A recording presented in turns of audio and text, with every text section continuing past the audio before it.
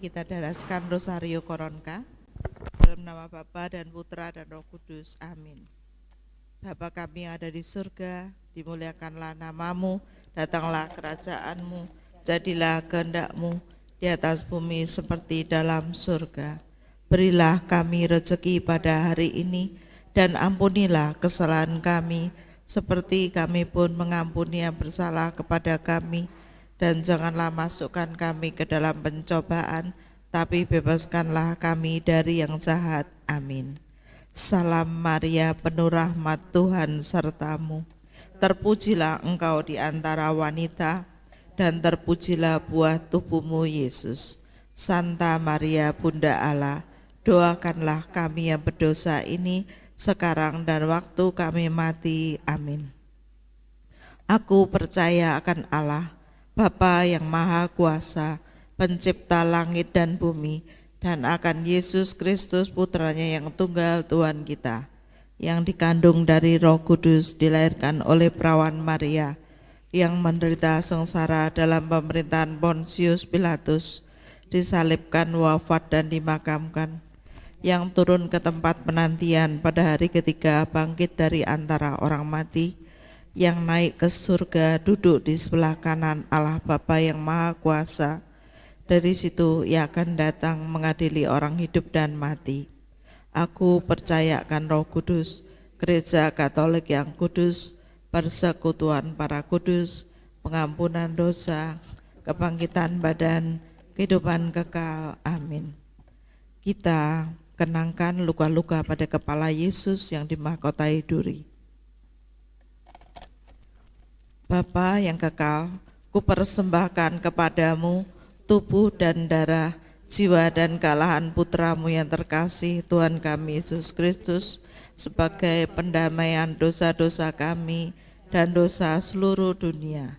Demi sengsara Yesus yang pedih, tunjukkanlah belas kasih-Mu kepada kami dan seluruh dunia. Demi sengsara Yesus yang pedih, tunjukkanlah belas kasih-Mu kepada kami dan seluruh dunia. Demi sengsara Yesus yang pedih, tunjukkanlah belas kasih-Mu kepada kami dan seluruh dunia. Demi sengsara Yesus yang pedih, tunjukkanlah belas kasih-Mu kepada kami dan seluruh dunia. Demi sengsara Yesus yang pedih, tunjukkanlah belas kasih-Mu kepada kami dan seluruh dunia. Demi sengsara Yesus yang pedih, tunjukkanlah belas kasih-Mu kepada kami dan seluruh dunia. Demi sengsara Yesus yang pedih, tunjukkanlah belas kasih-Mu kepada kami dan seluruh dunia. Demi sengsara Yesus yang pedih, tunjukkanlah belas kasih-Mu kepada kami dan seluruh dunia. Demi sengsara Yesus yang pedih, tunjukkanlah belas kasih-Mu kepada kami dan seluruh dunia. Demi sengsara Yesus yang pedih, tunjukkanlah belas kasih-Mu kepada kami dan seluruh dunia. Bapa yang kekal, kita menghormati luka-luka pada kedua belah tangan Yesus. Bapa yang kekal, kupersembahkan kepadamu tubuh dan darah, jiwa dan kalahan putramu yang terkasih, Tuhan kami Yesus Kristus, sebagai pendamaian dosa-dosa kami dan dosa seluruh dunia. Demi sengsara Yesus yang pedih, tunjukkanlah belas kasih-Mu kepada kami dan seluruh dunia. Demi sengsara Yesus yang pedih, tunjukkanlah belas kasih-Mu kepada kami dan seluruh dunia. Demi sengsara Yesus yang pedih, tunjukkanlah belas kasih-Mu kepada kami dan seluruh dunia. Demi sengsara Yesus yang pedih, tunjukkanlah belas kasih-Mu kepada kami dan seluruh dunia. Demi sengsara Yesus yang pedih, tunjukkanlah belas kasih-Mu kepada kami dan seluruh dunia. Demi sengsara Yesus yang pedih, tunjukkanlah belas kasih-Mu kepada kami dan seluruh dunia.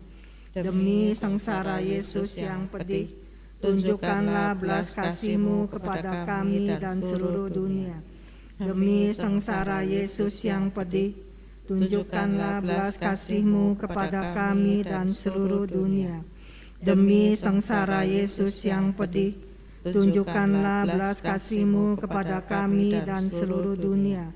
Demi sengsara Yesus yang pedih, tunjukkanlah belas kasih-Mu kepada kami dan seluruh dunia. Kita menghormati luka-luka pada kedua belah kaki Yesus.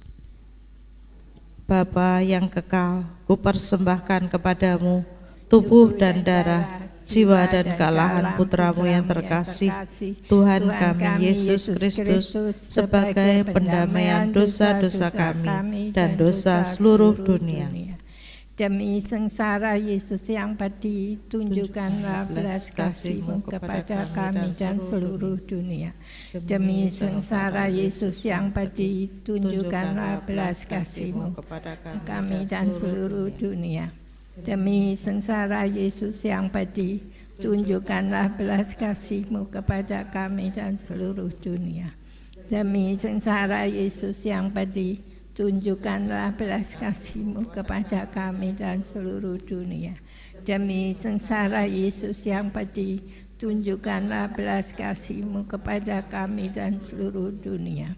Demi sengsara Yesus yang pedih, tunjukkanlah belas kasih-Mu kepada kami dan seluruh dunia. Demi sengsara Yesus yang pedih, tunjukkanlah belas kasih-Mu kepada kami dan seluruh dunia. Demi sengsara Yesus yang pedih, tunjukkanlah belas kasih-Mu kepada kami dan seluruh dunia. Demi sengsara Yesus yang pedih, tunjukkanlah belas kasih-Mu kepada kami dan seluruh dunia. Kita menghormati luka-luka pada seluruh tubuh Yesus. Bapa yang kekal, kupersembahkan kepadamu tubuh dan darah, jiwa dan kealahan putra-Mu yang terkasih, Tuhan kami Yesus Kristus, sebagai pendamaian dosa-dosa kami dan dosa seluruh dunia. Demi sengsara Yesus yang pedih, tunjukkanlah belas kasih-Mu kepada kami dan seluruh dunia. Demi sengsara Yesus yang pedih, tunjukkanlah belas kasih-Mu kepada kami dan seluruh dunia.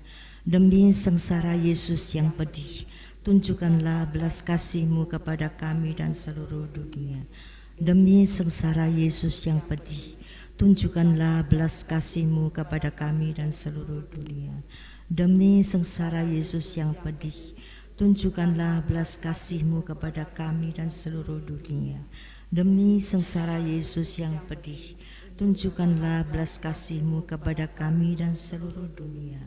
Demi sengsara Yesus yang pedih, tunjukkanlah belas kasih-Mu kepada kami dan seluruh dunia. Demi sengsara Yesus yang pedih, tunjukkanlah belas kasih-Mu kepada kami dan seluruh dunia. Demi sengsara Yesus yang pedih, tunjukkanlah belas kasih-Mu kepada kami dan seluruh dunia. Demi sengsara Yesus yang pedih, tunjukkanlah belas kasih-Mu kepada kami dan seluruh dunia.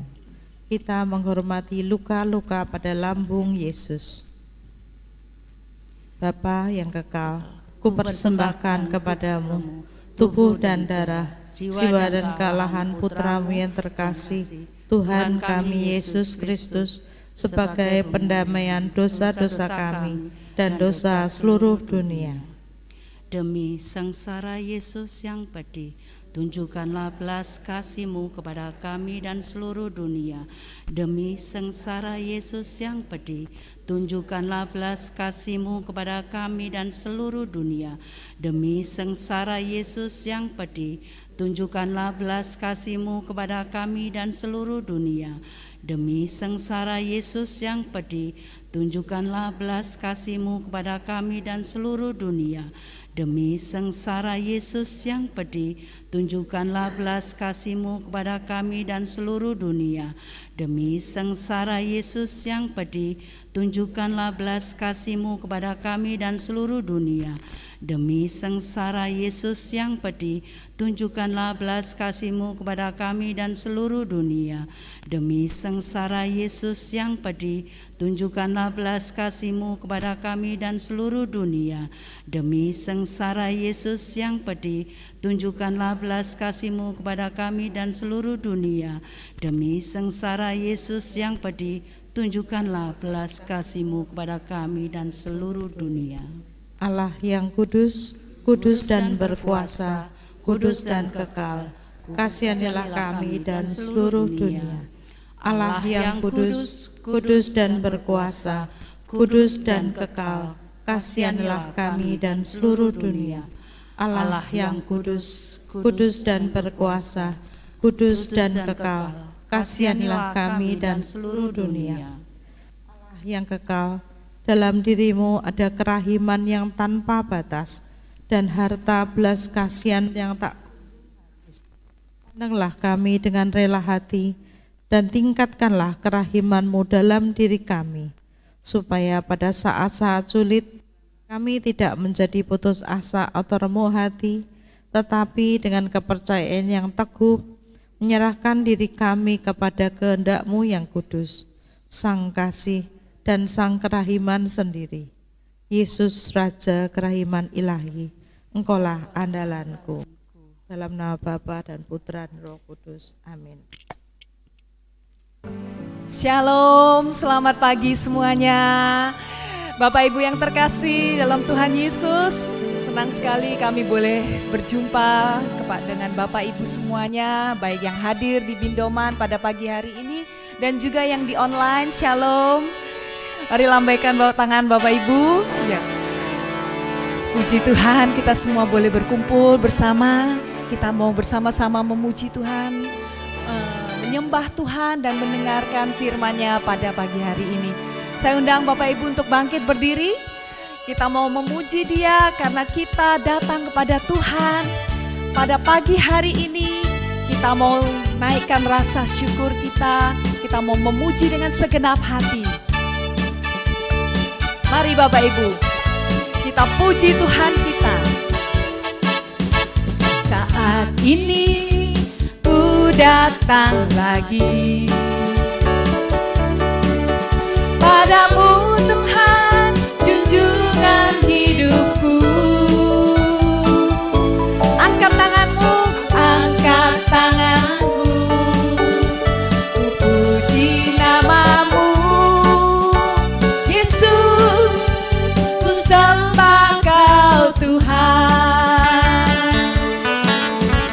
Hari-hari aku lalui bersama Tuhan, bersamamu Tuhan, ku rasa bahagia.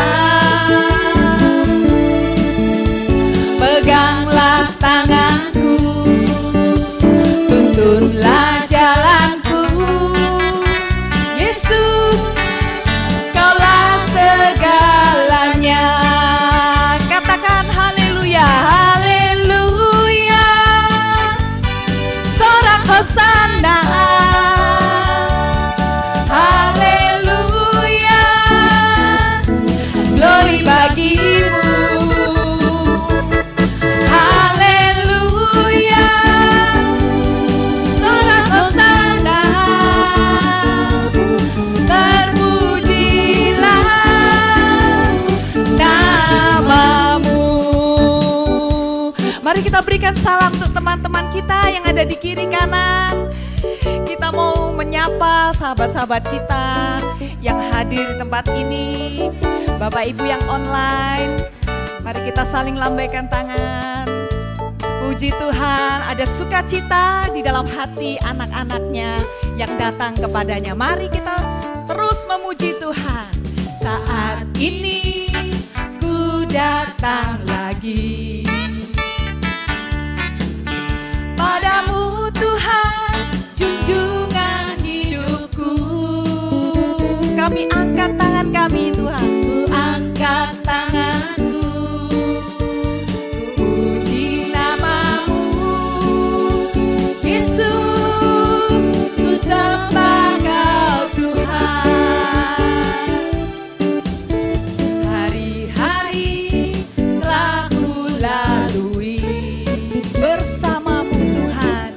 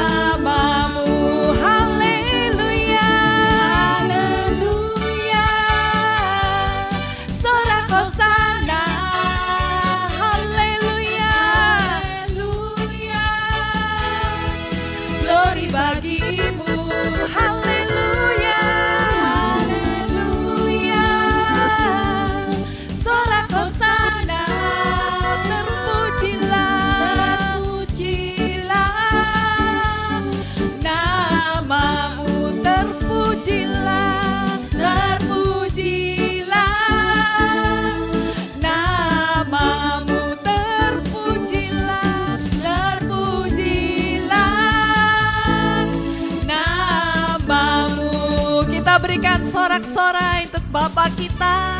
Dengan puji-pujian kita mau menyenangkan Bapa. Dengan segenap hati kita mau terus memuji dan menyembah Dia. Mari kita siapkan hati kita. Dalam nama Bapa dan Putra dan Roh Kudus. Amin.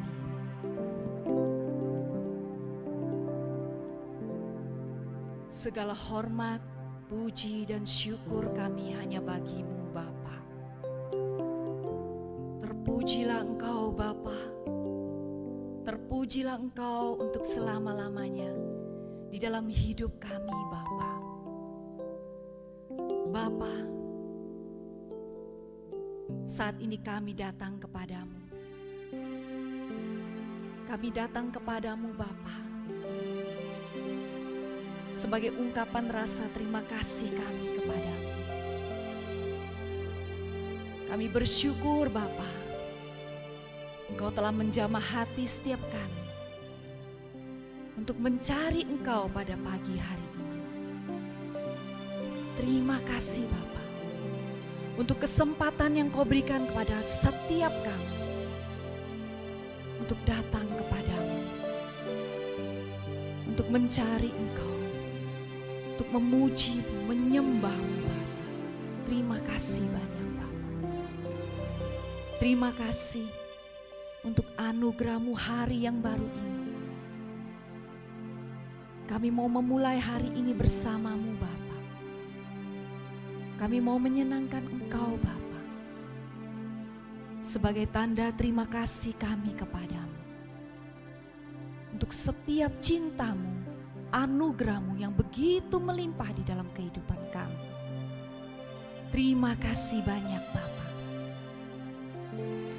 Bapa, kami serahkan waktu kami pada pagi hari ini, dari awal hingga akhir, ke dalam tangan-Mu. Kami undang Engkau ya Allah Roh Kudus, untuk menguasai hati dan pikiran kami, untuk menuntun kami, sehingga kami boleh memberikan waktu yang singkat ini untuk menyenangkan Engkau Bapa. Terima kasih banyak Bapa. Terima kasih Bapa.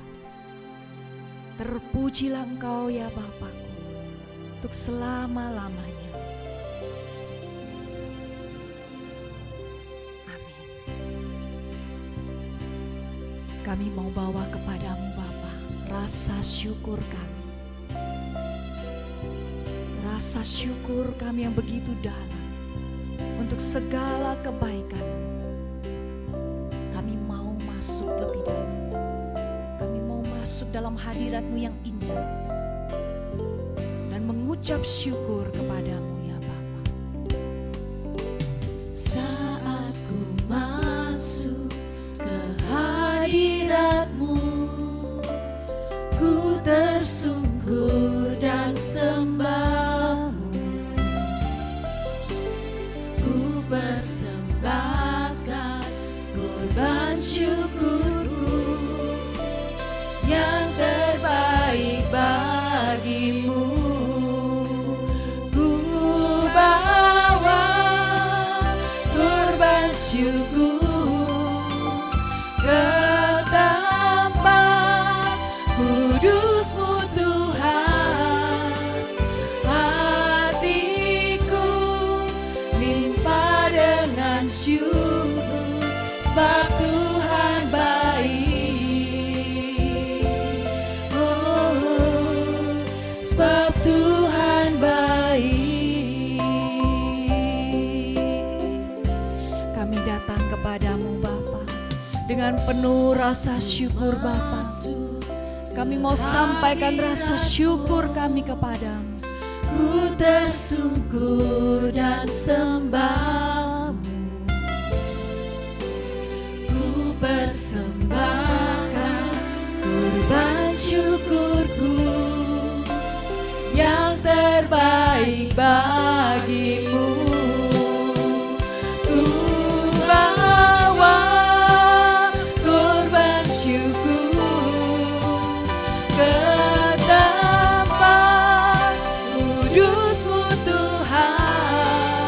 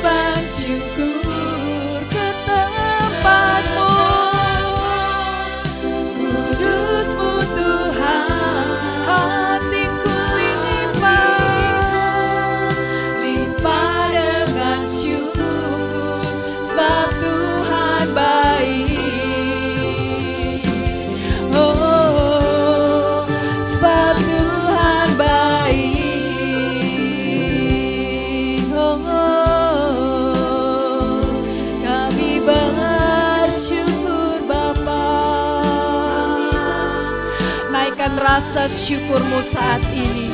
Sampaikan rasa syukurmu kepada Bapa saat ini. Dia yang sungguh baik, Dia yang telah memelihara engkau sampai saat ini. Naikkan rasa syukurmu. Kami bersyukur Bapa, Engkau baik Bapa, Engkau sungguh baik. Kami bersyukur padamu. Terima kasih Tuhan, Engkau yang begitu baik untuk memeliharamu. Kami bersyukur kepada Bapa. Terima kasih Tuhan untuk kasih setiamu, untuk anugerahmu.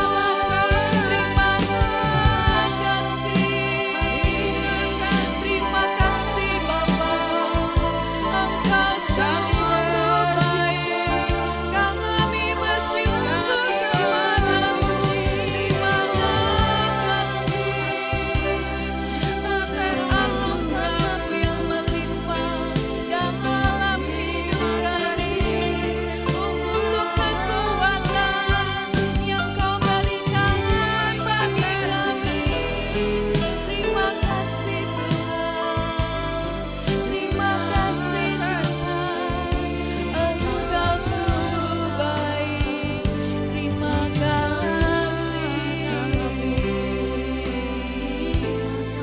Terima kasih ya Bapakku. Terima kasih Bapa, Engkau sungguh amat baik dalam hidup kami. Terima kasih Tuhan untuk kasih setiamu, untuk anugerahmu yang begitu melimpah dalam hidup kami, untuk pemeliharaanmu Bapa, untuk kekuatan yang Kau berikan bagi kami, untuk menjalani hari demi hari bersamamu. Terima kasih Bapa, terima kasih. Kami boleh ada sampai hari ini, semua karena Engkau Bapa, karena kebaikan-Mu, karena anugerah-Mu yang begitu melimpah dalam hidup kami. Terima kasih banyak Bapa, terima kasih banyak. Kami mau terus naikkan sembah dan puji kami kepadamu. Kami mau mengakui bahwa Engkaulah Tuhan kami, Engkaulah Raja kami, Engkaulah Mesias Juru Selamat kami. Kami mau agungkan Engkau Bapa-Ku. Kaulah Tuhanku, Kaulah Rajaku, Kau yang termulia di bumi dan di surga. Engkaulah Tuhan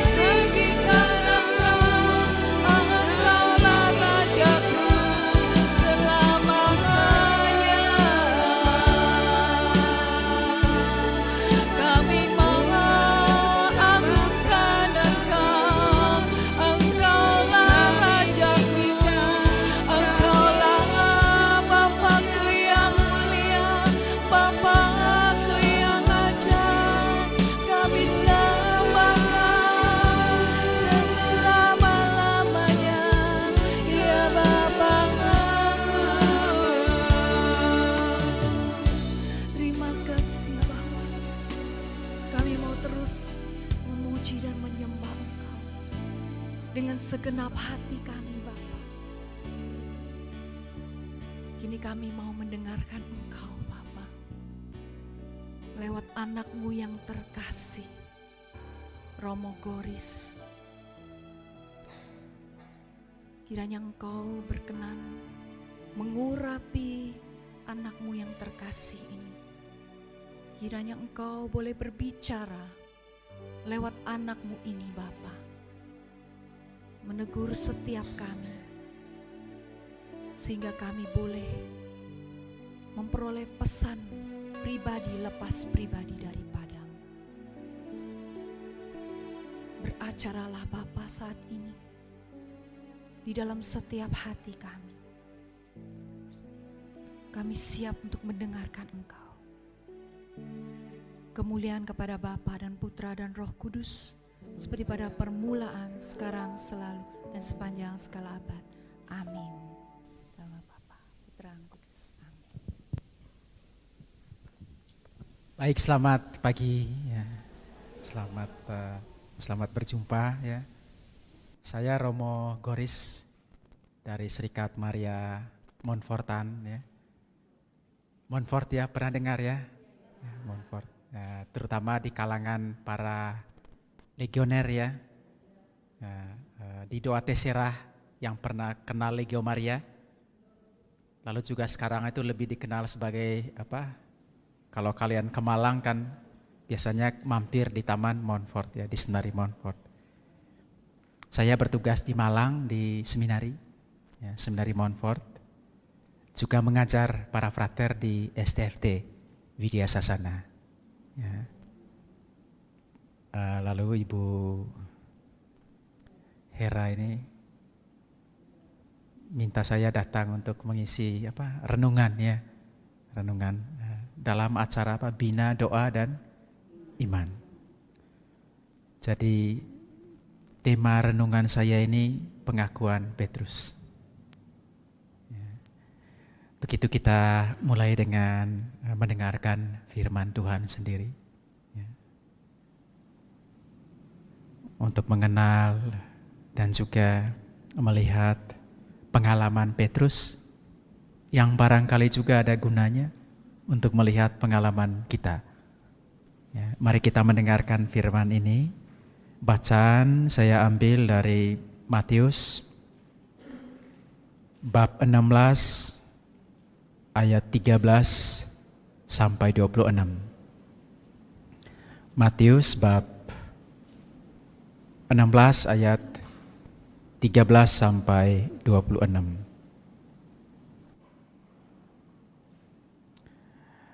Setelah Yesus tiba di daerah Kaisarea Filipi, ia bertanya kepada murid-muridnya, "Kata orang, siapakah anak manusia itu?" Jawab mereka, "Ada yang mengatakan Yohanes Pembaptis, ada juga yang mengatakan Elia, dan ada pula yang mengatakan Yeremia atau salah seorang dari para nabi." Lalu Yesus bertanya kepada mereka, "Tetapi apa katamu, siapakah aku ini?"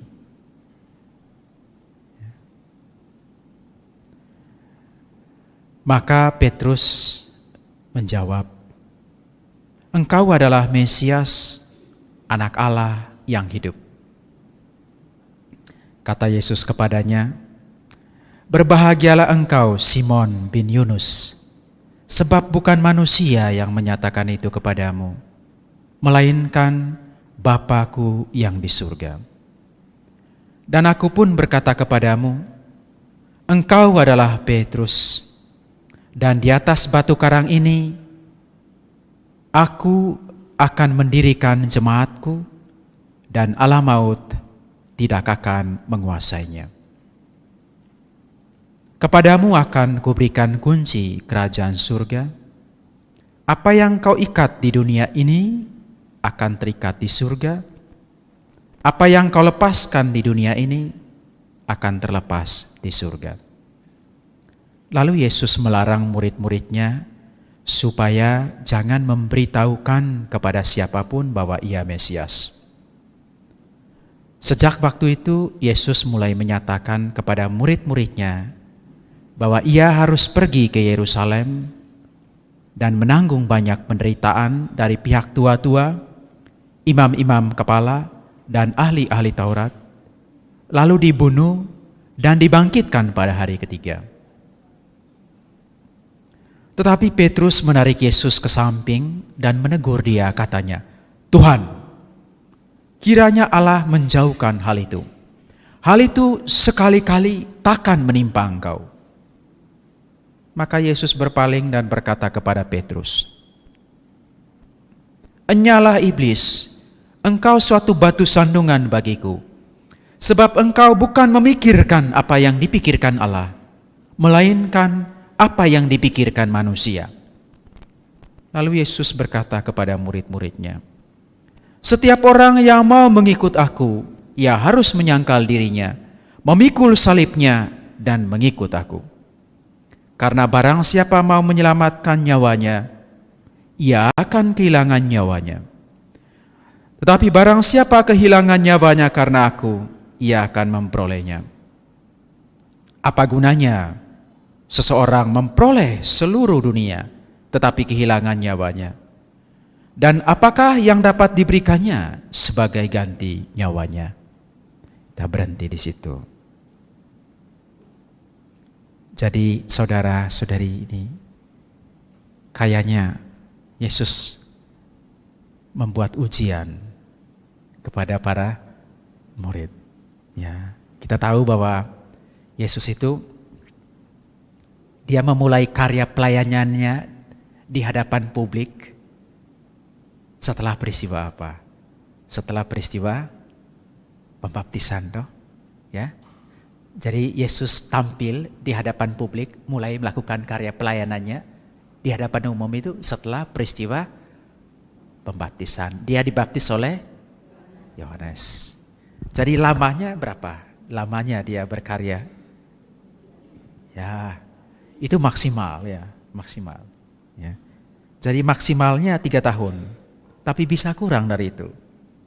Ya, katakanlah kurang lebih 2,5 sampai 3 tahun. Jadi 2,5 atau 2,5 sampai 3 tahun dia tampil di hadapan publik, toh. Apa artinya kalau dia tampil di hadapan publik? Artinya dia mengajar, kan? Dia mengajar, ya, mengajar, ya. Tentang tema pokoknya yaitu tentang apa? Kerajaan Allah. Itu tema pokok ajaran-ajaran Yesus.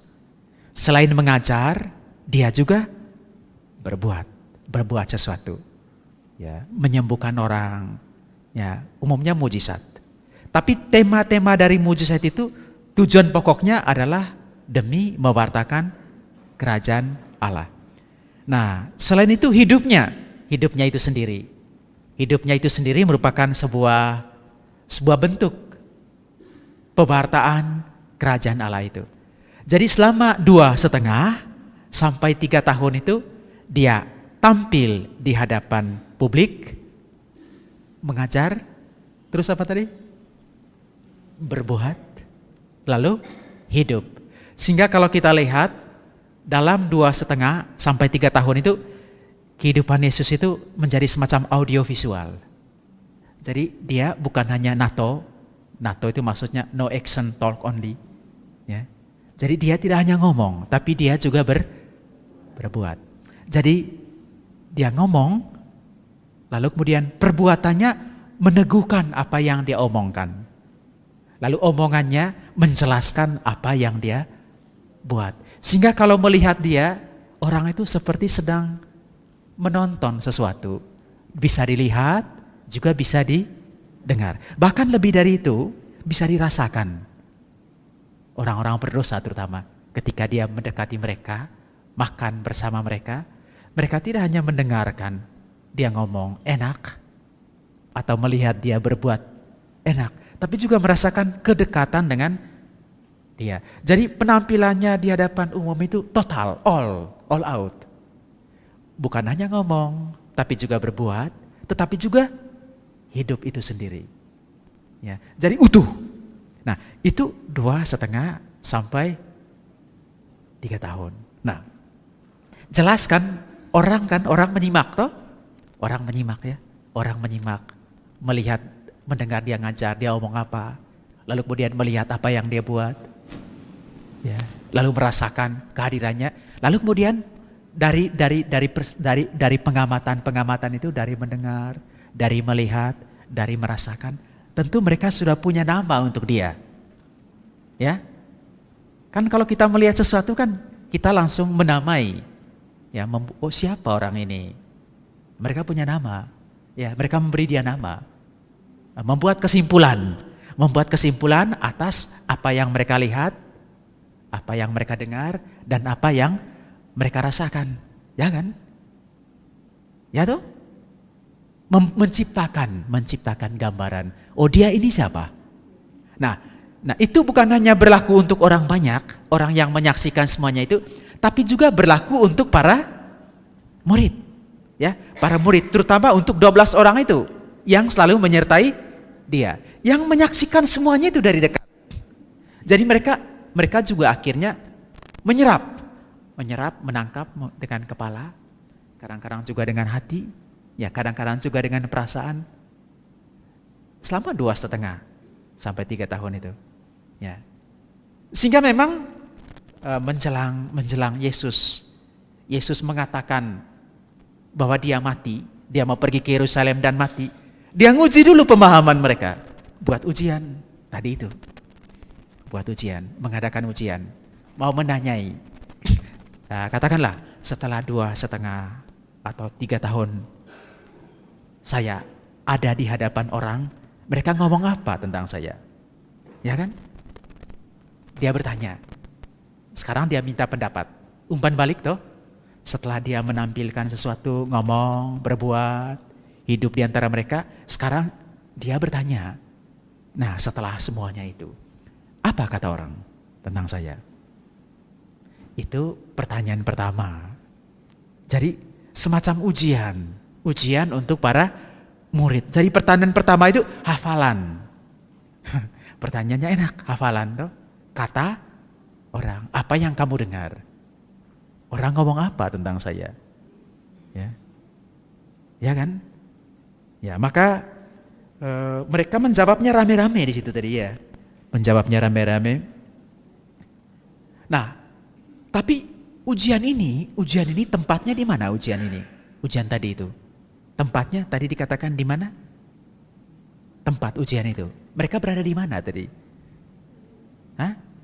Setelah Yesus tiba di daerah itu namanya Kaisarea Filipi.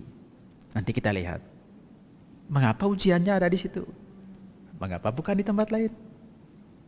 Nah, intinya ujian, tapi ada 3 bentuk pertanyaan.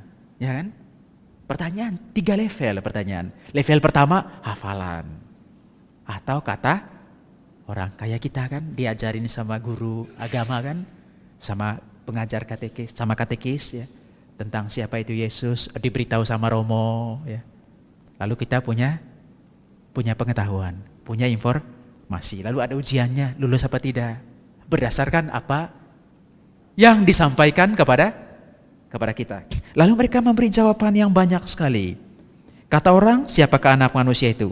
Mereka katakan, ada yang mengatakan Yohanes Pembaptis. Dia dihubungkan dengan tokoh-tokoh besar. Ya, yang paling dekat dengan dia tentu saja Yohanes. Ya, Yohanes ini kan nabi toh. Nabi besar sebelum Yesus. Ya, jadi ketika Yohanes mundur, selesai, lalu Yesus tampil, lalu mereka cepat-cepat mengatakan, ini dia Yohanes yang baru. Lalu mereka menambahkan lagi, ada juga yang mengatakan Elia, ya nabi juga. Lalu ada pula yang mengatakan Yeremia, atau salah seorang dari para nabi. Intinya kau ini kurang lebih nabi lah. Intinya begitu. Kata mereka, kamu itu nabi. Kata mereka umumnya nabi. Nabi itu kan, tugas nabi apa? Ngomongin apa yang dikatakan oleh Tuhan. itulah nabi. Ya. Nabi juga mengkritik, ya profetis, itu nabi. Ya. Jadi umumnya orang itu anggap kamu itu nabi. Umumnya kamu itu ada dalam garis para nabi. Nabi yang paling dekat, yang terakhir itu Yohanes. Lalu ada pula yang mengatakan Elia, ada pula yang mengatakan Yeremia, atau pokoknya lah salah seorang dari para nabi. Jelas mereka kan butuh apa namanya? Butuh istilah ya. Butuh istilah untuk menamai apa yang mereka lihat, mereka dengar, dan mereka amati dari penampilan Yesus. Katakanlah kalau saya tiba-tiba jalan, lalu kamu lihat saya pakai ini, ya kamu langsung, ini pasti Romo ini. Jadi kamu memakai istilah yang sudah umum, sudah lazim, yaitu Romo. Kalau pakai ini, Romo, digelari Romo, disebut Romo. Nah mereka juga begitu, melihat dia ngomong, ya, dia ngajar, dia berbuat sesuatu, lalu mereka simpulkan dia nabi, ya nabi. Tapi nampaknya kata itu tidak cukup untuk menyebut Yesus. Kan kalau nabi, umumnya nabi ngomong apa? Allah berfirman. Umumnya begitu kan? Ya, Tuhan berfirman. Tapi coba lihat Yesus cara ngomongnya. Dia ngomong apa? Telah dikatakan kepadamu, maksudnya dalam Taurat. Tetapi aku, lihat. Jadi dia kelasnya di atas para nabi. Cara ngomongnya, paling tidak. Cara ngomongnya. Aku. Kalau nabi membicarakan apa yang dikatakan oleh Allah. Para nabi umumnya ngomongnya gitu. Allah berfirman. Tapi gaya Yesus lain. Bukan Allah berfirman. Tapi telah dikatakan kepadamu demikian. Tetapi aku, dia sendiri yang ngomong. Lebih dari itu, dia menempatkan diri di atas apa? Taurat kan? Di atas para nabi dan juga di atas Taurat. Nah, yang tertinggi dalam religiositas bangsa Yahudi, ya, Taurat itu di atas segala-galanya. Hanya ada Allah di atas Taurat. Ketika Yesus menempatkan posisinya di atas Taurat, kan dia bilang, telah difirmankan kepadamu. Tetapi aku, dia berada di atas itu. Berarti dia adalah Allah sendiri. Dia berbicara dengan otoritas sebagai Allah. Atau katakanlah misalnya ketika berhadapan dengan orang yang menderita kan, dia ngomong apa? Bangunlah, dosamu sudah diampuni. Jelas Nabi tidak bisa ngomong gitu. Ya kan? Nabi tidak bisa ngomong gitu. Siapalah Nabi itu? Karena hanya Allah yang bisa mengampuni. Lalu kalau dia bilang, bangunlah, dosamu diampuni, berarti dia lebih dari Nabi. Nah, lebih dari itu kehidupannya. Jadi dia ini makan dengan orang berdosa. Ya kan? Makan dengan orang berdosa. Kalau makan bersama orang berdosa, itu berarti dosa mereka diampuni. Seharusnya kan tidak boleh. Tapi dia makan. Artinya dia mengumumkan dosa mereka diampuni. Siapa yang mengampuni? Ya dia. Jadi jelas kata Nabi tidak cukup. Tapi di pertanyaan pertama ini para murid lulus. Lulus kan? Ya, karena mengulangi kata orang. Ya, tidak tahulah dulu kamu apakah ada juga ujiannya waktu katekesi atau waktu katekumen. Ada juga ujiannya kan? Ada juga ya, lalu dikatakan lulus. Ya, oke lah lulus karena belajar tuh. Ya tuh. Apa yang diajarkan tuh diserap. Nah, tapi Yesus menaikkan jenis pertanyaan, ya. Bukan lagi kata orang. Yesus bilang apa kemudian? Yesus bilang apa? Tetapi apa katamu? Siapakah aku ini? Sekarang apa katamu? Kamu setelah ngikutin saya 2,5 atau 3 tahun. Terus apa? Apa katamu? Dia minta itu. Setelah kamu dibaptis. Jadi yang gitu kan. Setelah kamu dibaptis. Terus apa katamu sekarang? Di level ini. Kalian ini. Ngomong apa tentang Yesus? Yang tadi itu kan masih kata mereka. Gampang lah. Jawabannya juga banyak. Sekarang, tetapi apa katamu? Kamu sendiri sekarang harus ngomong. Berdasarkan pengenalanmu, berdasarkan pergaulanmu. Jangan ulang-ulang lagi yang orang ngomong itu, jangan ulang-ulang lagi. Sekarang giliranmu memberikan jawaban. Lalu siapa yang menjawab? Siapa yang menjawab? Memang tidak dikatakan dalam Injil mengapa Petrus yang menjawab, tapi intinya Petrus. Tapi kan memang status dia sebagai ketua kelas, ketuanya para murid. Ya, saya tidak tahu kenapa dia yang menjawab. Apakah karena rasa percaya diri, atau barangkali karena 11 teman yang lain diam. Ya, diam, tidak berani menjawab. Atau mungkin karena temperamen Petrus yang spontan. Kan dia kan suka spontan. Ya, ketika di gunung itu, gunung mana? Gunung apa? Gunung Tabor itu. Jadi dia merasa, aduh luar biasa sekali ini. Ya Tuhan, bolehkah kami bangun 3 kemah? 1 untuk Engkau dan seterusnya. Karena dia spontan dia. Ya, dia merasakan lalu kemudian mengutarakan apa yang ada di benaknya. Jadi di sini juga nampaknya yang lain kan diam-diam. Nampaknya. Lalu kemudian dia berinisiatif memberi jawaban. Dan apa jawabnya? Jawabnya gimana? Engkau adalah Mesias, anak Allah yang hidup. Yesus langsung tepuk tangan. Bagus sekali jawabnya. Yesus bilang apa? Kata Yesus kepadanya, berbahagialah engkau Simon bin Yunus. Sebab bukan manusia yang menyatakan itu kepadamu, melainkan Bapa-Ku yang di surga. Jadi Yesus bilang, benar, kau lulus ujian ini, lulus ujian reflektif, katamu lulus. Tapi jangan gembira dulu, kau nyontek. Jangan gembira dulu, kau lulus karena kau nyontek. Loh kok bisa? Iya, ada yang memberikan contekan. Yang di atas itu yang memberikan contekan. Kalau yang di atas tidak memberikan contekan, kau tidak lulus. Ya, Yesus bilang, ya, berbahagialah engkau Simon bin Yunus, sebab bukan manusia yang menyatakan itu kepadamu, melainkan Bapa-Ku yang di surga. Jawaban yang diberikan dari atas. Dari atas, bantuan dari atas. Itu tadi diberikan contekan. Diberikan contekan. Kalau tidak lulus juga. Ya. Tapi untuk sementara lulus dia. Lulus karena diberikan contekan. Ya. Nah, dan aku pun berkata kepadamu, engkau adalah Petrus, dan di atas batu karang ini, ya. Dan di atas batu karang ini, aku akan mendirikan jemaatku, dan alam maut tidak akan menguasainya. Kepadamu akan kuberikan kunci kerajaan surga.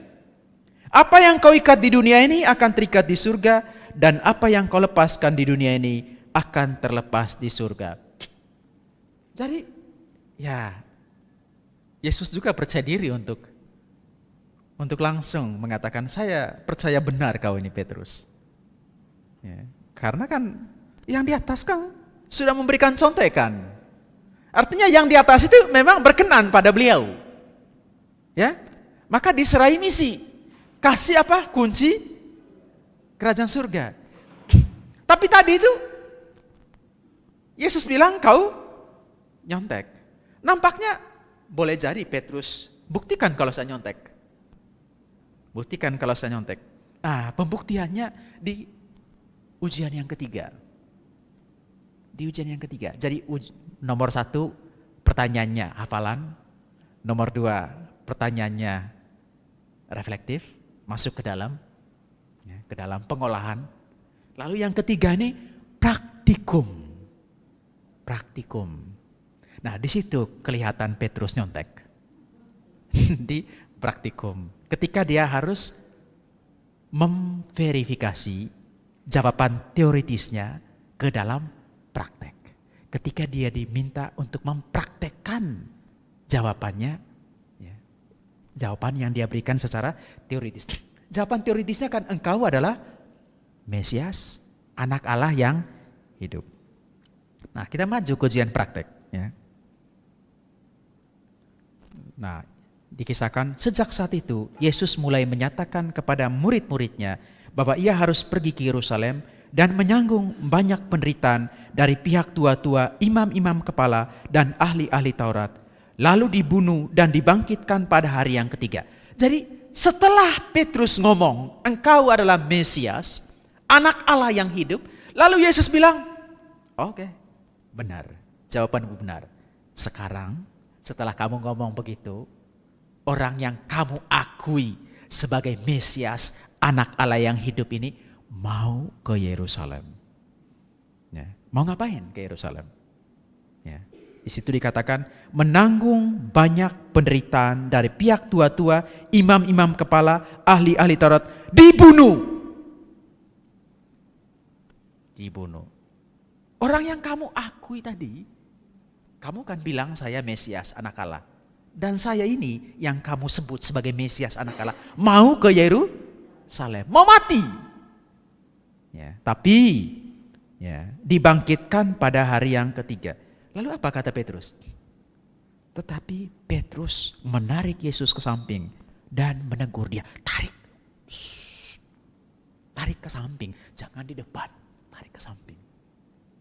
Ya.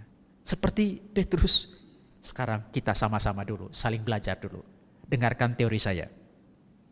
Ya, Petrus bilang apa? Tuhan, kiranya Allah menjauhkan hal itu. Hal itu sekali-kali takkan menimpa engkau. Jadi Petrus tidak setuju. Tidak setuju Yesus pergi ke Yerusalem dan mati di sana. Dia tidak setuju. Tadi dia bilang engkau adalah Mesias, anak Allah. Nah, Yesus mau mewujudkan pengakuan Petrus itu dengan mati disalib. Tapi Petrus tidak menerima. Jadi, ya, di sini ya, Yesus mengatakan, "Enyalah iblis, engkau suatu batu sandungan bagiku, sebab engkau bukan memikirkan apa yang dipikirkan Allah, melainkan apa yang dipikirkan manusia." Dengan kata lain, Petrus, kau tidak lulus ujian praktek. Teorinya benar. Teorinya adalah Yesus adalah Mesias. Sekarang prakteknya, Mesias itu loh mati di salib. Itulah prakteknya. Yang kau katakan itu, yang kau maksudkan itu adalah orang yang mati di salib. Dan Petrus tidak mau terima itu. Mesias yang ada di kepala Yesus lain dengan Mesias yang ada di kepala Petrus. Bagi Yesus, Mesias itu adalah orang yang mati di salib untuk menyelamatkan. Tapi bagi Petrus, Mesias itu dalam arti raja politis, penguasa dunia. Jadi Mesias itu bahasa Ibrani, kemudian dalam bahasa Yunaninya Kristos. Dari sanalah muncul kata Kristus. Arti sebenarnya adalah orang yang diurapi. Jadi konteksnya waktu itu mereka menantikan seseorang yang diutus oleh Allah untuk menyelamatkan mereka dari berbagai macam hal. Orang yang diutus oleh Allah itu sebelum tampil diurapi. Jadi Mesias itu artinya orang yang diurapi. Itu bahasa Ibrani. Lalu bahasa Yunaninya Kristos atau Kristus. Lalu kemudian di Antioquia nanti pertama kali pengikut-pengikut Yesus itu disebut Kristen, Kristianoi. Orang yang mengimani Yesus sebagai Kristus. Jadi namanya Yesus kan? Namanya Yesus. Mesias itu adalah apanya? Gelarnya. Mesias atau Kristus. Artinya apa tadi? Yang diurapi. Jadi kita lihat Petrus memang lulus ujian teori. Dia jawabannya benar. Yesus adalah Mesias atau Kristus. Tapi isi yang dia berikan pada gelar itu berbeda dengan yang dimaksudkan oleh Yesus.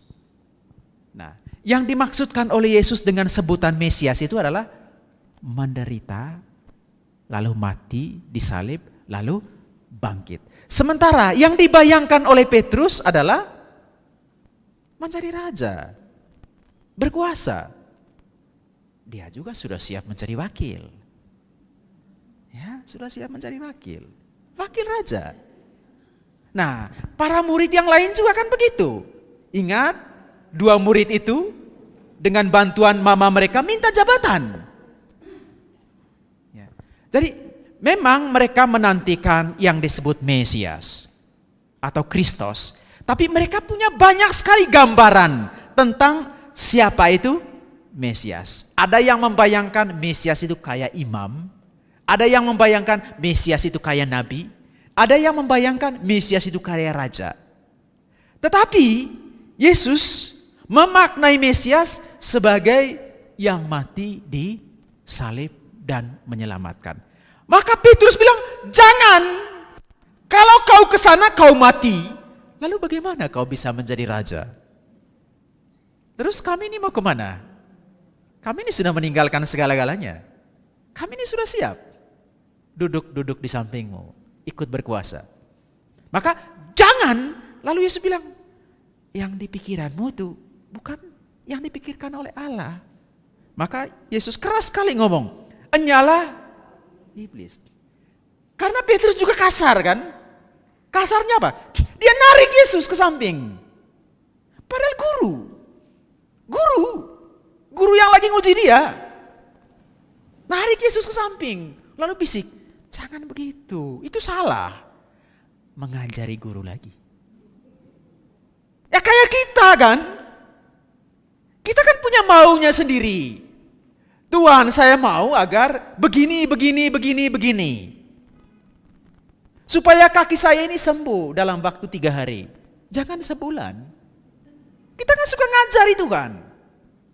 Dengan apa yang kita pikirkan. Kita habis berapa potong lilin, membakar lilin di depan patung. Lalu memerintahkan Tuhan. Begini. Mengajari dia. Menggurui dia. Ya kayak Petrus. Karena kita punya mimpi sendiri. Tidak mendengarkan apa yang dimaksudkan oleh Tuhan. Dengan sebutan Mesias itu. Nah, ini terjadinya di mana tadi? Kaisarea Filipi. Itu kota. Ya, kota. Itu sebetulnya kota yang memang terkenal dengan penyembahan berhala sebetulnya awal-awalnya. Ya, baik pada zaman raja-raja, ya, maupun juga pada zaman Yunani masuk situ. Juga pada zaman Romawi, lalu dinamai berdasarkan kaisar.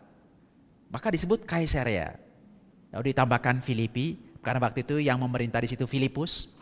Ya, untuk membedakannya dengan kota lain, maka disebut Kaisarea Filipi. Jadi pengakuan itu terjadi di tempat di mana banyak orang menyembah berhala dalam sejarahnya. Ya. Lalu Yesus meminta komitmen para murid tentang dia. Komitmen mereka pada dia. Dan Petrus atas nama para murid mengatakan, engkau adalah Mesias, putra Allah yang hidup. Jadi memang Petrus mengakui, tapi secara teori. Ya kan? Yang enaknya yang dia bayangkan. Yang enaknya. Jadi bayangin Yesus itu yang enaknya. Yang menguntungkan dia. Ketika dia itu tidak menguntungkan dia, tidak menyenangkan dia, dia menolak. Nah, itulah sebetulnya yang disangkal oleh Petrus. 3 kali. Dia menyangkal, dia menolak caranya Yesus memberi arti pada gelar Mesias itu. Nah, kita lihat kisahnya. Malam perjamuan toh, malam Yesus bilang, malam ini kamu semua akan tergoncang imanmu karena aku. Sebab ada tertulis, aku akan membunuh gembala dan kawanan domba itu akan tercerai-berai. Akan tetapi sesudah aku bangkit, aku akan mendahului kamu ke Galilea. Ini Petrus lagi, bikin ulah lagi. Jadi memang mencekam sekali kata-kata Yesus toh. Ya, dia katakan, malam ini kamu akan tergoncang imanmu karena aku. Maksudnya iman yang sudah mereka akui itu. Mereka katakan engkau adalah Mesias, putra Allah. Lalu Yesus bilang, malam ini apa yang kamu akui itu digoncangkan. Ya. Sebab ada tertulis, aku akan membunuh gembala dan kawanan domba itu akan tercerai-berai. Akan tetapi sesudah aku bangkit, aku akan mendahului kamu ke Galilea. Petrus menjawab, biarpun mereka semua tergoncang imannya karena engkau, aku sekali-kali tidak. Ya kan? Percaya diri dia. Ya, percaya diri. Ketika semua yang lain diam, Petrus yang jawab. Mau berkomitmen dia. Kamu datang kah tidak nanti? Nanti lihat ya. Ya, kita kayak murid-murid yang lain itu. Diam-diam saja. Tidak mampu. Tidak mau berkomitmen. Kau mau ikut tidak? Nanti lihat ya. Cara jawabnya abu-abu. Nanti lihat. Kau mau? Ya, tidak jelas. Petrus jelas. Ya.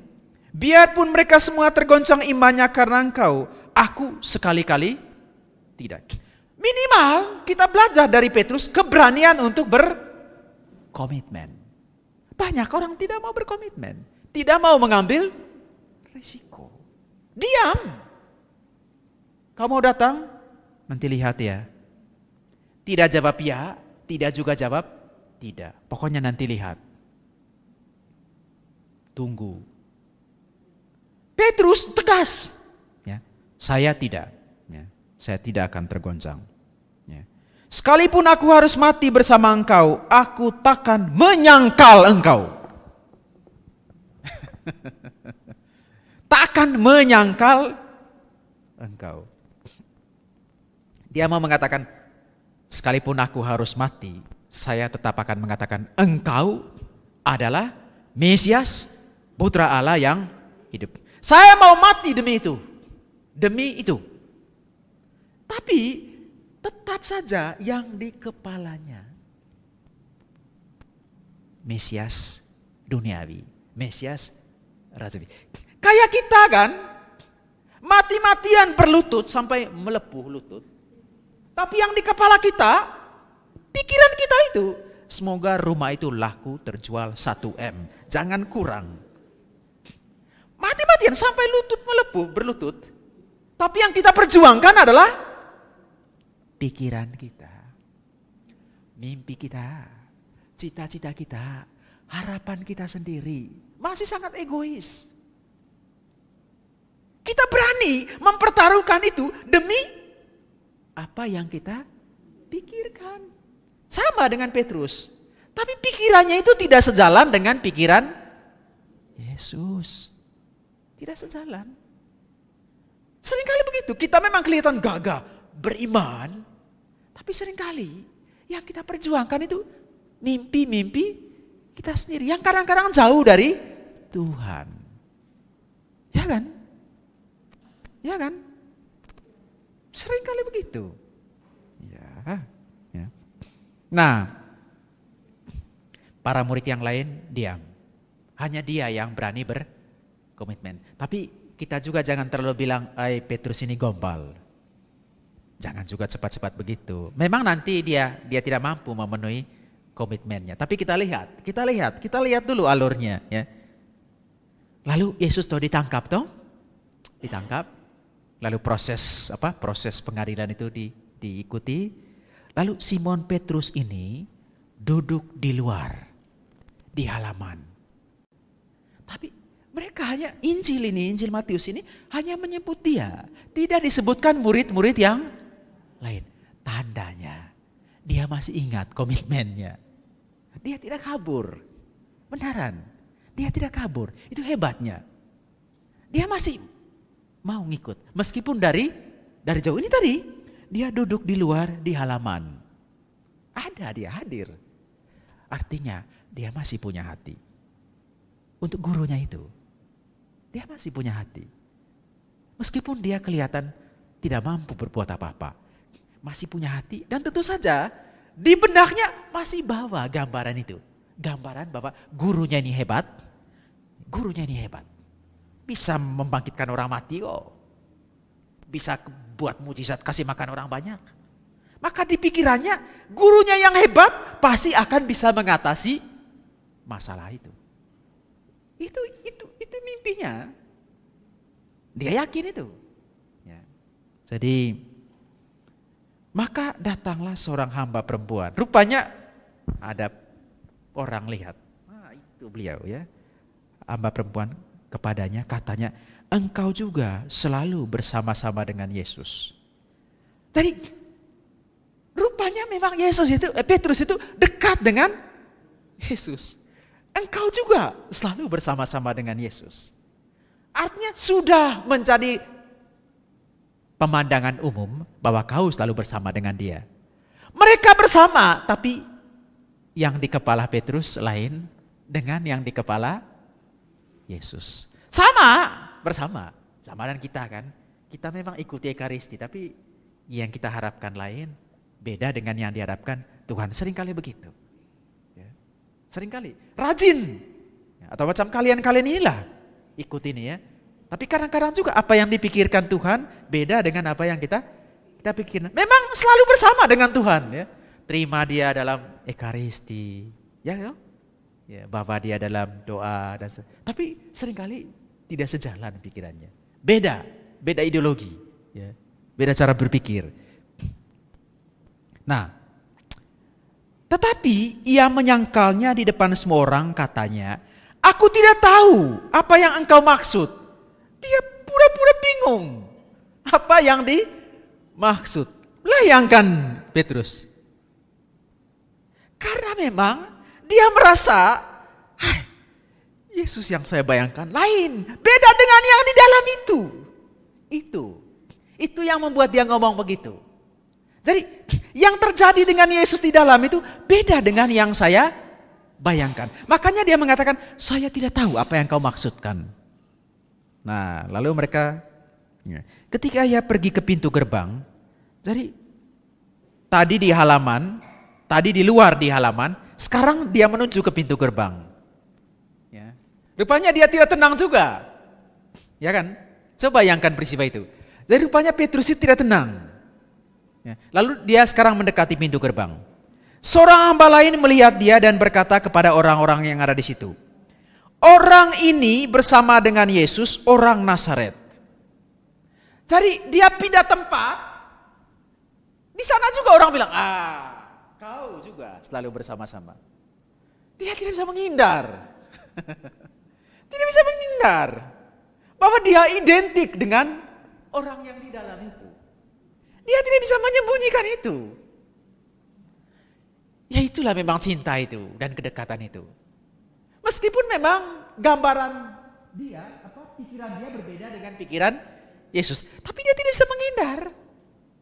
Karena memang dia sudah selalu bersama-sama dengan Yesus. Nah, lalu kan ya, dia katakan apa? Ya. Ia menyangkalnya pula dengan bersumpah. Sekarang pakai sumpah. Dia katakan, aku tidak kenal orang itu. Maksudnya, Yesus yang kayak gitu tidak saya tahu. Karena Yesus yang ada di kepala saya lain. Ya kan? Kita berdoa mengharapkan, tapi ternyata apa yang kita doakan tidak didengar. Lalu kita katakan, tidak seperti itu Tuhan. Kalau Tuhan itu ada, mestinya masalah saya segera diselesaikan. Kita kan gitu. Kita menyangkal. Ya, menyangkal. Karena gambaran kita tentang Tuhan lain dengan apa yang terjadi. Itu yang disangkal oleh Petrus. Petrus tentu saja kenal Yesus. Tapi caranya Yesus ya, mewujudkan sebutan Mesias itu beda dengan yang dibayangkan oleh Petrus. Petrus tidak bisa terima. Lalu kemudian dialog lagi ya. Tidak lama kemudian, ya, orang yang ada di situ datang kepada Petrus dan berkata, "Pasti engkau juga seorang dari mereka. Itu nyata dari bahasamu. Sekarang logatnya." Karena dia dipancing toh. Dia dipancing. Lalu kemudian dia ngomong banyak akhirnya. Lalu kelihatan logatnya. Kayak saya inilah ya. Kamu kan tahu, oh logatnya bisa ditebak Romo ini orang mana. Dari logatnya. Ya. Jadi Petrus ini kayaknya wilayah-wilayah Galilea. Galilea itu kan daerah asal Yesus. Yesus banyak kan berkarya di sana. Dari cara dia ngomong, logatnya, orang langsung menyimpulkan, kau juga bagian dari kelompok yang di dalam itu. Maka mulailah Petrus mengutuk dan bersumpah, "Aku tidak kenal orang itu." Apa yang terjadi setelah yang ketiga ini? Dan pada saat itu berkokoklah ayam. Maka teringatlah Petrus akan apa yang dikatakan Yesus kepadanya. "Sebelum ayam berkokok, engkau telah menyangkal aku 3 kali." Lalu apa yang terjadi, saudara-saudari? Lalu ia pergi keluar dan menangis dengan sedihnya. Ini yang membuat saya simpatik sekali dengan Petrus. Ini membuat saya simpatik sekali. Petrus ini kan ya latar belakang nelayan ya, pengurus koperasi nelayan. Lalu seringkali digambarkan dengan watak yang keras. Tapi orang yang keras ini punya hati. Bisa menangis kalau tidak menepati janji. Itu hebatnya Petrus. Dia tidak sedang gombal ketika mengatakan, "Saya tidak akan lari, saya tidak akan pergi, sekalipun nyawa saya pertaruhkan." Tapi ketika dia berhadapan dengan kenyataan bahwa apa yang dia bayangkan berbeda dengan apa yang dipikirkan oleh Allah, dia susah untuk terima. Dia susah untuk terima. Dan disitulah dia menangis. Karena apa yang dia bayangkan tidak sejalan dengan apa yang dipikirkan oleh Allah. Seringkali kan kita tidak menangis. Seringkali kita tidak menangis. Ketika kita sungguh-sungguh merasa saya tidak sejalan dengan apa yang dimaui oleh Tuhan. Seringkali kita merasa biasa saja. Dan malah meninggalkan Tuhan dengan begitu gampangnya. Ketika apa yang kita harapkan tidak lagi terpenuhi. Tidak lagi terwujud. Saya memang tidak ada di kitab suci. Saya membayangkan mengapa Petrus itu menangis. Ya, kayaknya waktu yang ketiga itu saya membayangkan, mengkontemplasikan Yesus itu memandang ke arah dia. Saya yakin sekali Yesus memandang ke arah dia. Kayaknya sewaktu itu tatapan mereka bertemu. Dan dia melihat Yesus itu memandang dengan penuh pengertian. Itu kan sudah saya bilang. Kan sudah saya bilang. Kau tidak mampu memenuhi komitmen. Kau terlalu percaya diri. Tapi Yesus tidak kemudian mengatakan kau dipecat.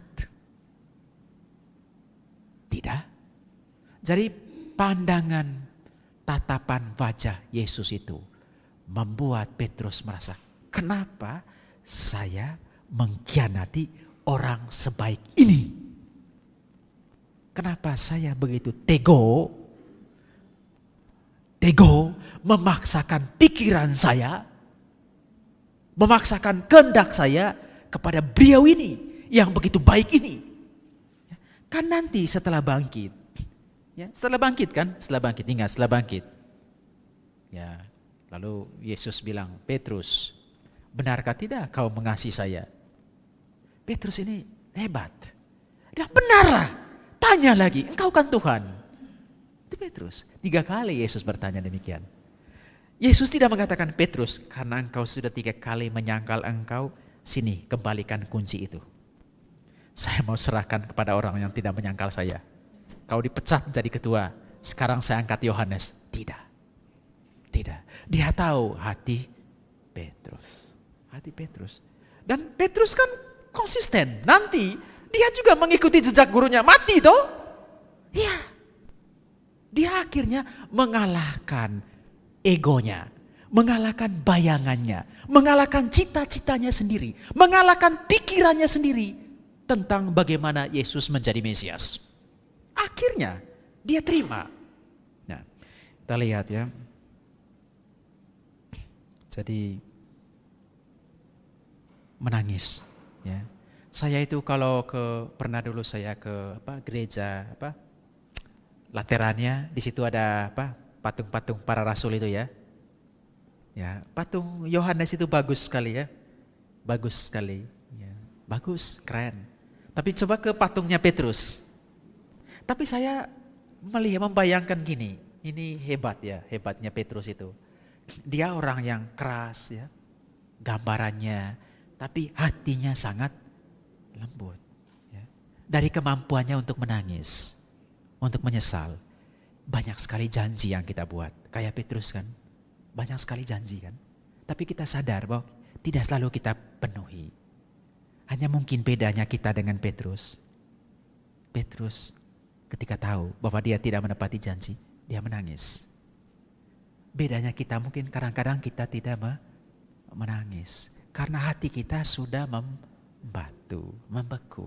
Tidak punya hati untuk komitmen-komitmen yang pernah kita buat.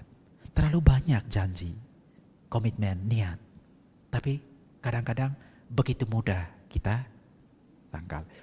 Jadi tadi saya mulai dengan mengatakan gambaran Petrus dan kawan-kawan tentang Mesias itu adalah yang berkuasa, memerintah, ya, memiliki wibawa.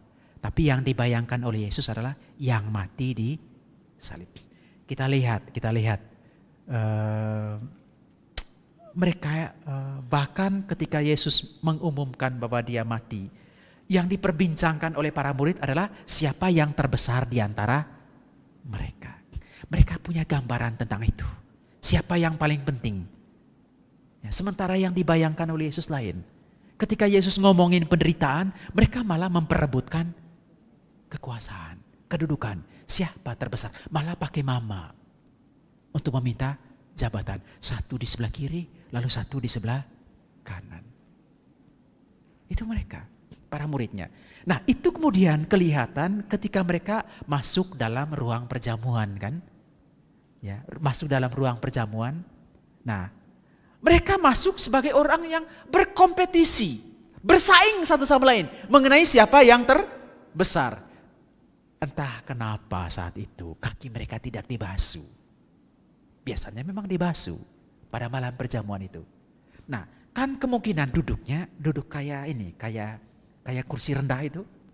Duduknya di perjamuan malam terakhir itu. Duduk di kursi rendah itu berarti kaki kan menjulur toh? Menjulur kan? Kaki menjulur. Berarti tidak tertutup.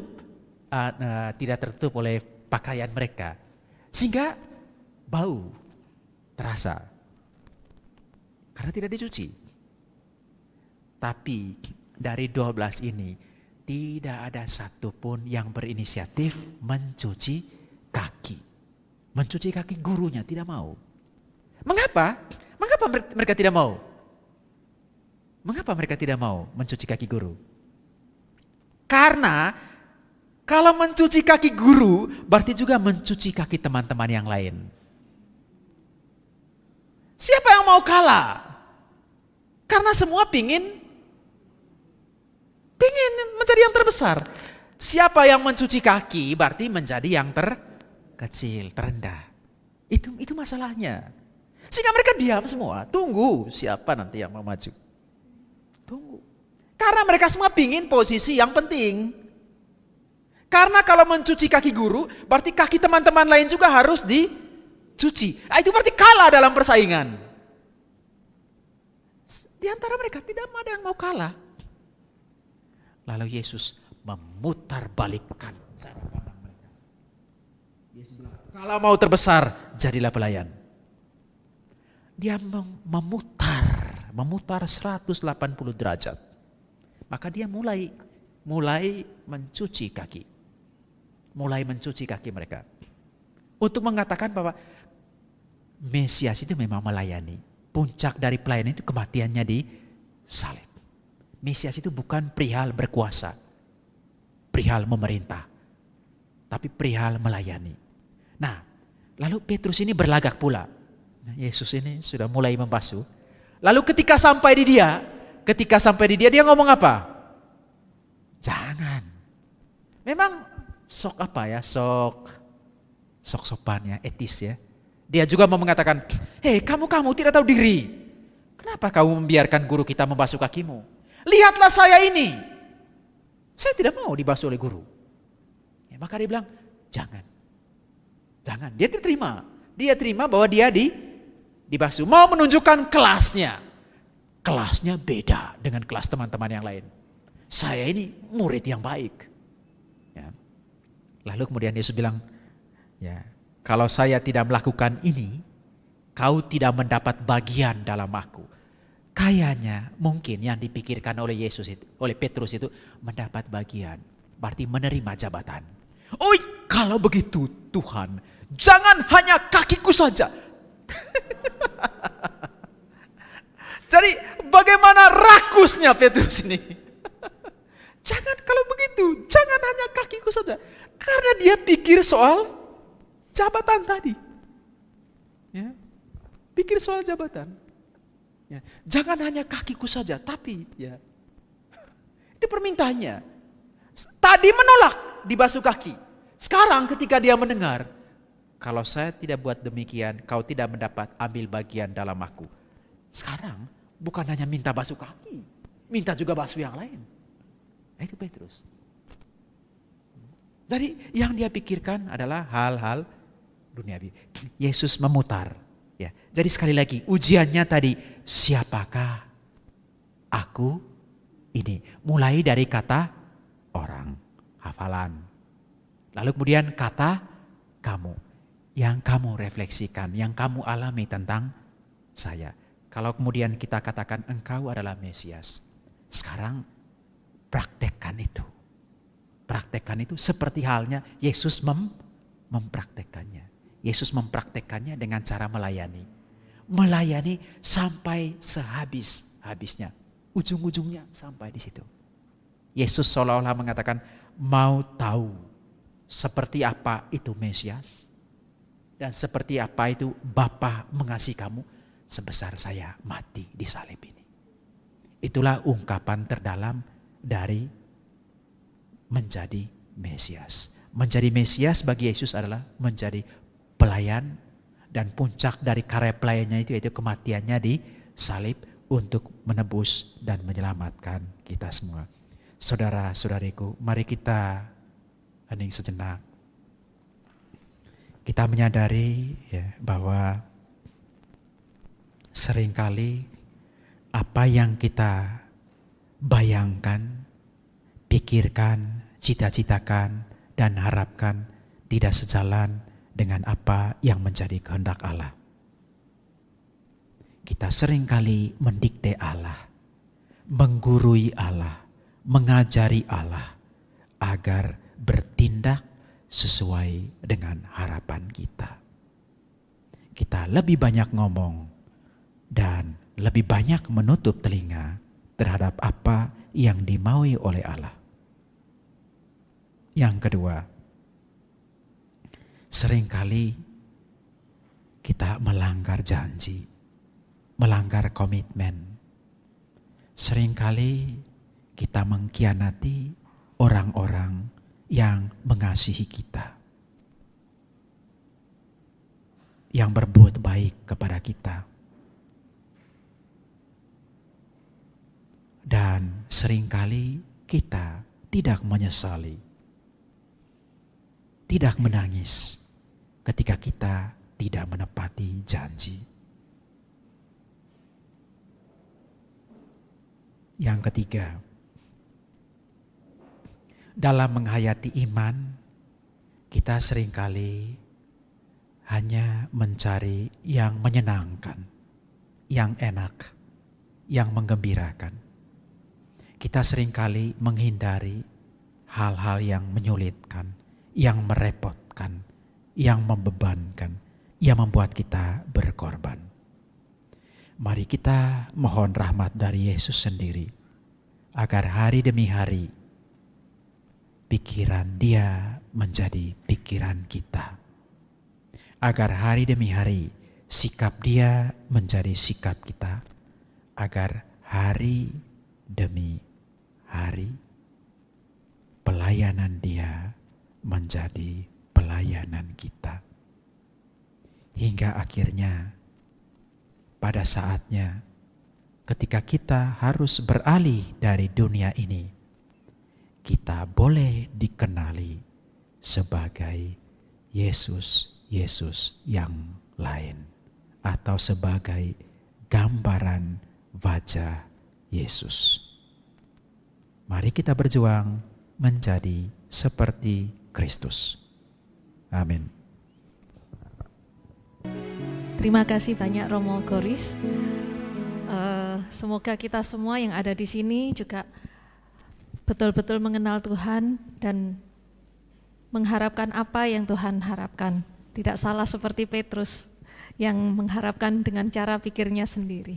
Baik, Bapak Ibu yang terkasih, minggu ini Bindoman ada 2 kali, yaitu hari ini bersama dengan Romo Goris, dan besok masih ada 1 kali lagi Bindoman spesial bersama dengan Romo Lulus Widodo yang fresh from Israel, from Holy Land.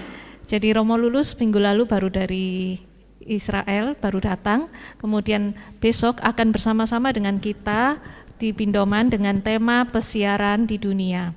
Kemudian hari Kamis ini tanggal 26 Oktober, Deverbum bersama dengan Romo Agustinus Hermawan OP dengan tema Magisterium dan Eklesiologi. Dan Selasa depan kita akan kedatangan pewarta dari Jakarta. Dia adalah dari komunitas PA Bunda Teresia Jakarta, yaitu Ibu Eren Siela dengan tema ritual atau spiritual. Kemudian Paduan Suara Bunda Kudus mengadakan latihan setiap hari Senin dan hari Kamis setiap jam 10 sampai dengan jam 12 siang. Silahkan Bapak Ibu bergabung bersama-sama dengan kami untuk melayani di tim KUR Bunda Kudus, ataupun Bapak Ibu yang terkasih yang tergerak untuk yang ingin mengundang KUR Bunda Kudus, silahkan menghubungi Ibu Lili Mokhtar. Rekaman Bindoman hari ini akan kita upload di YouTube, juga ada media sosial lainnya yang Bapak Ibu kunjungi, yaitu Facebook, Telegram, Instagram dengan nama yang sama, yaitu channel Bunda Kudus. Dan Bapak Ibu yang terkasih yang tergerak hati untuk membantu pelayanan kami di Bindoman, silahkan mentransferkan donasi Bapak Ibu melalui rekening BCA atas nama Erni Istiawan atau Setiawati Mulyo dengan nomor rekening 46456756774. Setiap hari Senin sampai hari Sabtu di Catholic Center ini ada misa jam 12 siang, dan selama bulan Oktober akan diawali dengan doa rosario jam 11.30. Kemudian untuk misa arwah, hari arwah sedunia tanggal 2 November, di Catholic Center juga akan mengadakan misa bersama dengan Romo Paulus Ranto Tobing, SVD, jam 12 siang, di mana petugas liturgi adalah Bunda Kudus. Jika Bapak Ibu ingin menyampaikan intensi arwah, silahkan menyerahkannya sebelum tanggal 2 kepada Bapak Sihana di bawah atau kepada Ibu Deta juga boleh. Sekian pengumuman, terima kasih. Mari kita lanjutkan dengan doa penutup dan mohon berkat dari Romo Goris. Baik, mari kita berdoa. Dalam nama Bapa dan Putra dan Roh Kudus, amin. Tuhan Allah kami bersyukur kepadamu karena pada siang ini kami boleh Kau perkenankan mendengarkan firman-Mu, mendengarkan pengalaman Petrus, pergulatannya dalam mengakui imannya akan Yesus dan dalam menghayati pengakuan iman itu. Kami telah belajar banyak tentang komitmen, kesetiaan, pembaharuan diri, penyesalan, pengampunan, penerimaan. Kami mohon semoga apa yang kami resapkan dapat membantu kami untuk semakin serupa dengan Kristus, semakin menghayati apa yang Dia mau, dan semakin menjadi seperti Dia. Bunda Maria, doakanlah kami. Salam Maria, penuh rahmat Tuhan sertamu, terpujilah engkau di antara wanita, dan terpujilah buah tubuhmu Yesus. Santa Maria, Bunda Allah, doakanlah kami yang berdosa ini, sekarang dan waktu kami mati. Amin. Tuhan bersamamu. Semoga berkat doa Santa Perawan Maria, berkat doa para malaikat di surga, berkat doa para orang kudus, berkat doa Santo Petrus, saudara-saudara diberkati oleh Allah yang Maha Kuasa, Bapa dan Putra dan Roh Kudus. Amin.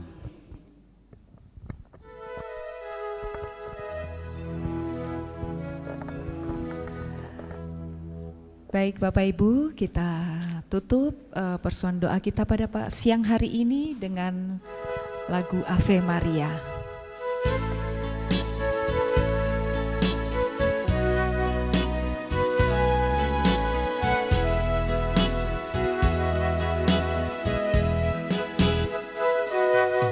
Engkau yang dipilih Allah Bapa di surga untuk melahirkan putranya yang kudus. Engkaulah Bunda Kristus, Bunda Sang Penebus segala dosa manusia.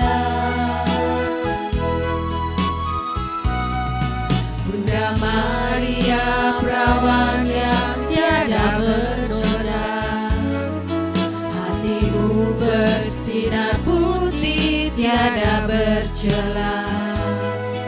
Engkau Bunda Al-Masih yang diangkat ke surga penuh kemuliaan. Ave Maria, Ave Maria. Terpujilah Bunda, terpuji namamu sepanjang segala masa. Ave Maria, Ave Maria.